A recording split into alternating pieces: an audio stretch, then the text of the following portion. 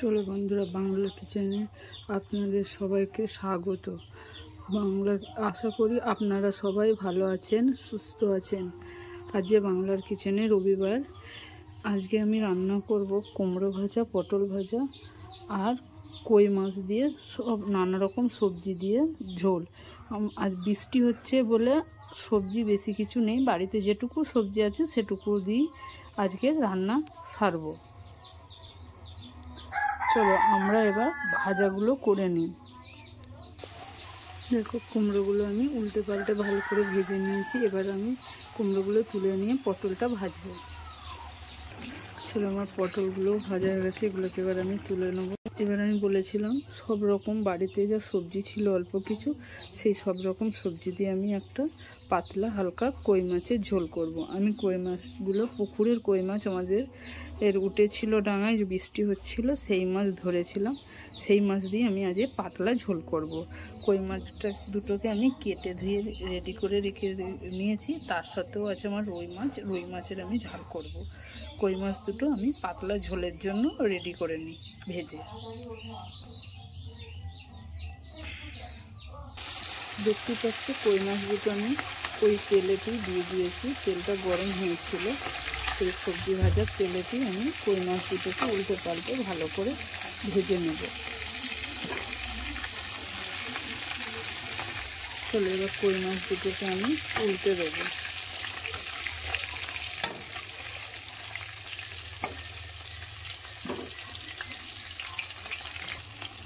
দেখতে পাচ্ছি আমার কই মাছগুলো ভাজা হয়ে গেছে। এবার এগুলোকে আমি তুলে নেব। তুলে নেওয়া হয়ে গেছে। এবার আমি এবার একে একে সবজিগুলো ভেজে নেব।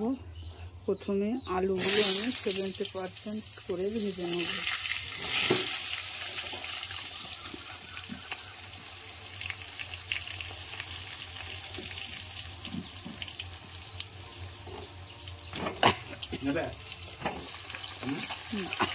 নেড়ে দিয়ে আমি কিছুক্ষণের জন্য ঢাকা দিয়ে দেবো, যাতে তাড়াতাড়ি 70% সিদ্ধটা হয়ে যায়। আলুগুলো আমার 70% ভাজা হয়ে গেছে। এবার আমি একে একে সবজিগুলো দিয়ে ভালো করে ভেজে নেব। প্রথমে দিচ্ছি ঝিঙে, তারপরে পটল। এবার এগুলো দিয়ে কিছুক্ষণ আমি নেড়ে চেড়ে ভাজবো। তারপরে কাঁচা কলা, বেগুন আর বরবটি আছে, সেগুলো দিয়ে আমি ভালো করে কষতে থাকবো।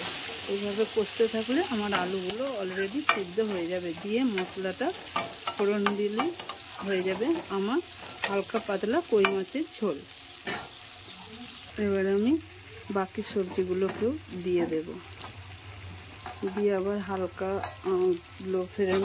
টু লো ফ্লেমে এগুলোকেও ভাজতে থাকবো। নেড়ে দিলাম, নেড়ে দিয়ে এবার চলো আমি মশলাটা রেডি করে নিই। প্রথমে দেবো ঝোলটা করার জন্য একটুকু আদা, 1 চিমটা আদা, আর দেবো চন্দনী পরিমাণ মতো,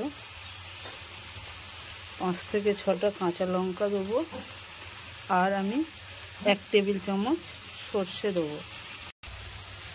চলো, এবার আমি মশলাটাকে বেটে নিই। চলো, ফোড়নে আমি দিয়ে দেবো তেজপাতা আর গোটা জিরে। এটাকে এই সবজির সঙ্গে দিয়ে দিলাম। দিয়ে এবার আমি নেড়ে চেড়ে সবজিটাকে ভাজতে ভাজতে আমার গোটা জিরেটাও আর তেজপাতাটাও ভাজা হয়ে যাবে। মশলাটা আমার বাটা হয়ে গেছে, শিলে বেটেছি। আপনারা চাইলে মিক্সিতেও বেটে দিতে পারেন। শিলে বাটাটা দিলে পাতলা কই মাছের ঝোল খেতে ভালো হবে। এবার আমি মশলাটা দিয়ে 2 থেকে 3 সেকেন্ডের জন্য নেড়ে চেড়ে নেব।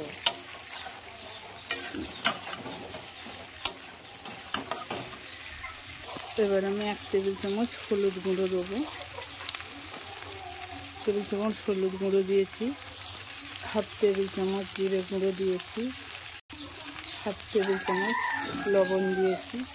যেহেতু লবণ আমার খানিকটা আগে সবজি ভাজার সময় দেওয়া ছিল, সেই জন্য আমি 1/2 টেবিল চামচ দিয়েছি। আপনারা যে লবণ খান তারা সেরকমও দিতে পারেন।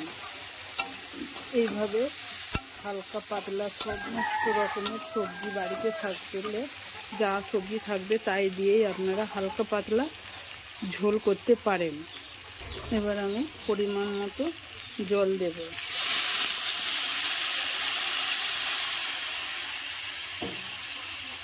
2 থেকে 5 মিনিট ফুটলেই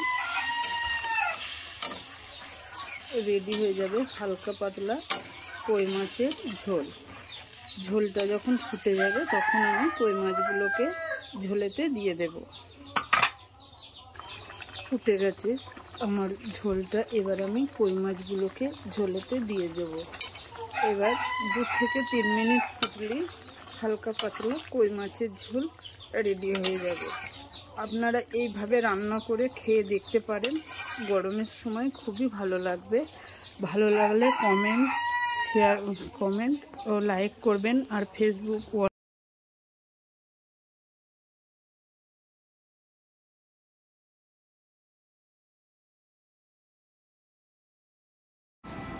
আমি যে কই মাছের হালকা পাতলা ঝোল করেছিলাম সেটা দিয়ে আমি খেয়ে দেখবেন কেমন লাগে।